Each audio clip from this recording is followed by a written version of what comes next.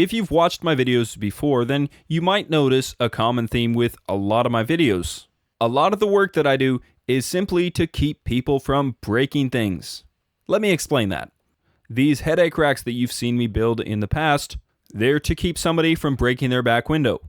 Or the handrails that I build all the time, they're to keep somebody from breaking maybe their arm, or their finger, or their hand, or their back. You get the idea.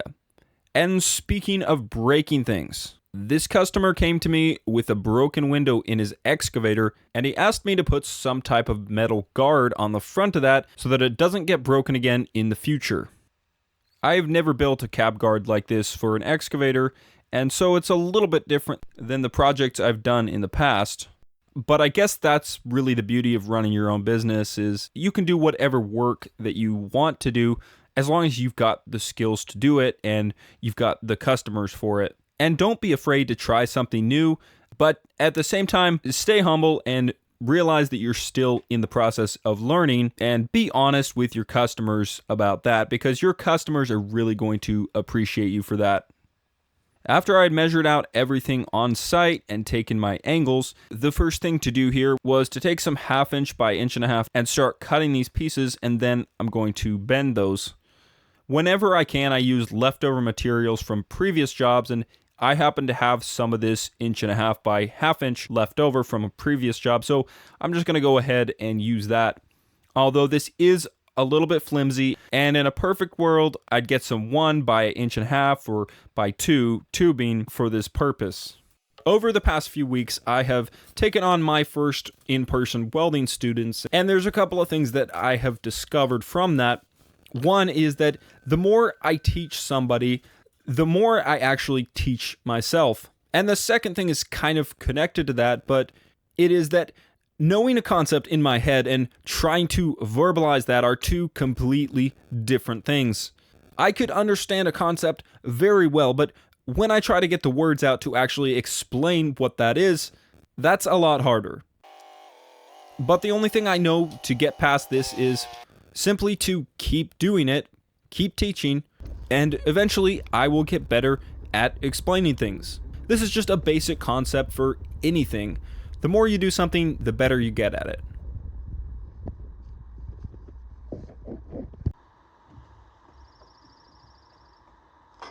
The idea here is, since I got the main frame done, I'm just going to put that up there, and then I've got these pieces of angle irons that I'm going to drill some holes in, and those will be used for the mounts.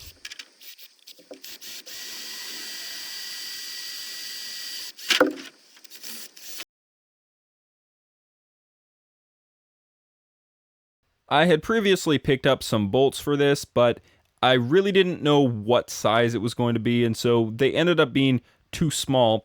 Thankfully, there's a little hardware store that's literally like 1 block away, so I'm going to run down there, and I'm going to try to get the right size bolt for it.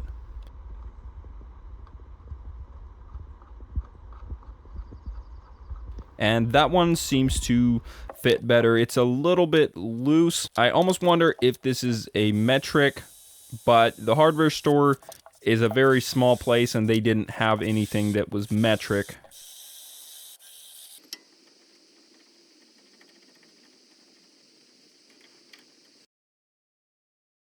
I didn't actually have the video of me tacking this together, but it was pretty simple. All I did is bolted those angle irons on there, and then I put this frame inside of that and got a few tacks on it. Now, this customer asked me to do one more thing while I was here, and that is this grab handle for getting up on top of this machine had actually broken off. I think he hit a tree or something. I thought this was going to be a little bit easier, but it turned out to be kind of a challenge. And the reason for that is this thing is about 90 degrees off of what it should have been. And so I had to try a few different methods to try to bend that back to the correct shape. The only thing I had with me that could possibly work was this vise. So I tried that and I definitely couldn't get enough leverage. So I had to run back to my shop and get a big pipe that I could stick on the end of that, and that should be able to get this back in place. And thankfully this job site is only about 10 minutes away from my shop. At first that really wasn't working the best because the top of that bar just has so much flex in it. So I could bend the bottom, but it bends the top as well. So I'm going to put a ratchet strap on the top there so that it kind of stays in place while I try to bend that bottom section here.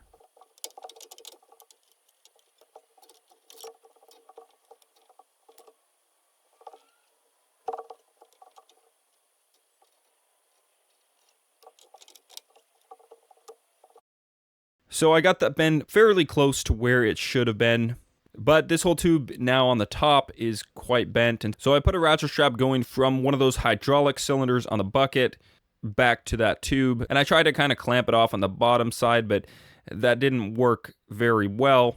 And so I ended up sticking a piece of wood in the top there, as you can see, and I used my pipe wrench to get this thing back to a somewhat satisfactory position.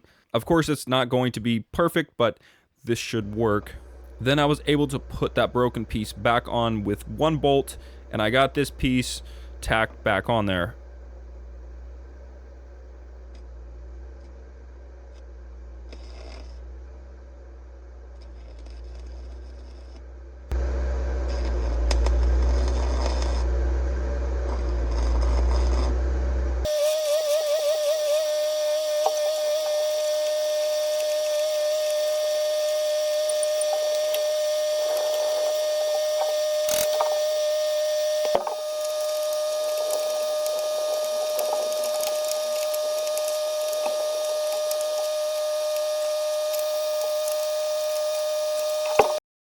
This stuff is called crimped wire mesh, and up until this point I had never used it before, but it's super cool stuff, and this is what the customer had requested. But what's cool about this is it's actually not welded together, it's simply crimped, it's weaved together in such a way that it just does not come apart. It is pretty spendy, but the customer was willing to pay for this, so I think it's going to look really good, and it should be pretty sturdy.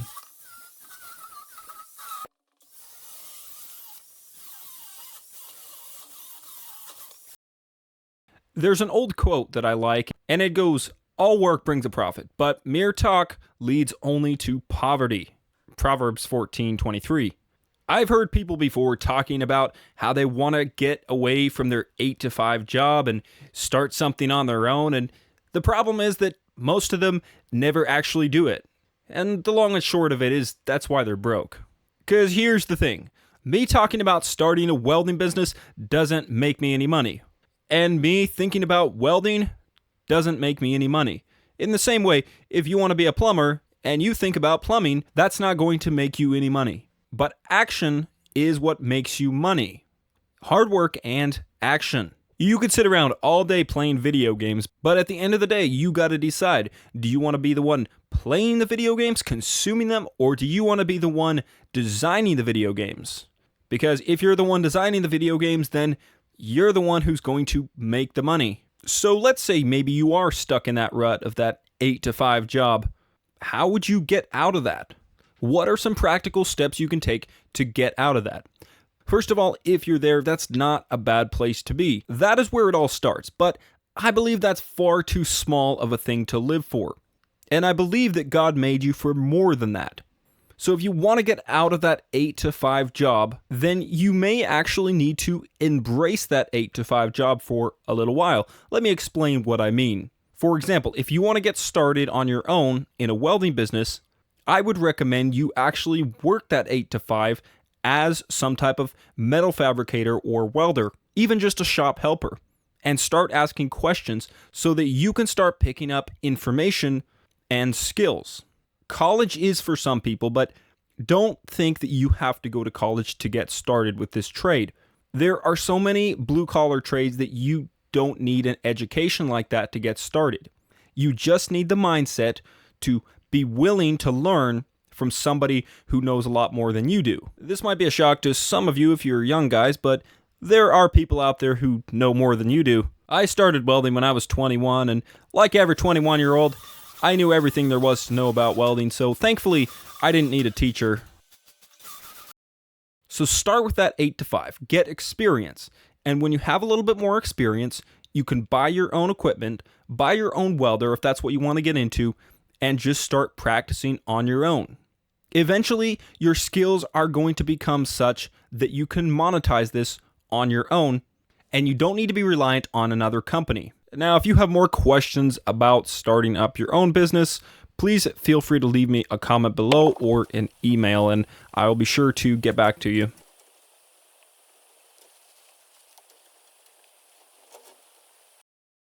After a few days, I got this thing powder coated, and now I'm going out to install it.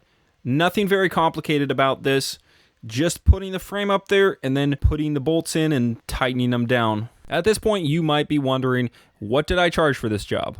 Well, I'm going to tell you. The total on this job was $1,615. I had $150 for powder coat. I had roughly $500 for materials, and I didn't exactly keep track of how many hours I spent on this, but my guess is it was around a half day. And that brings the total profit on this to $965, which includes the markups on the material.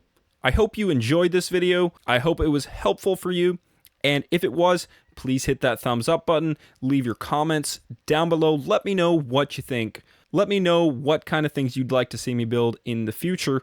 And if you enjoyed this video, I think you would also enjoy this video that I linked up right here. Go ahead and check that one out. And Lord willing, I will see you on the next video.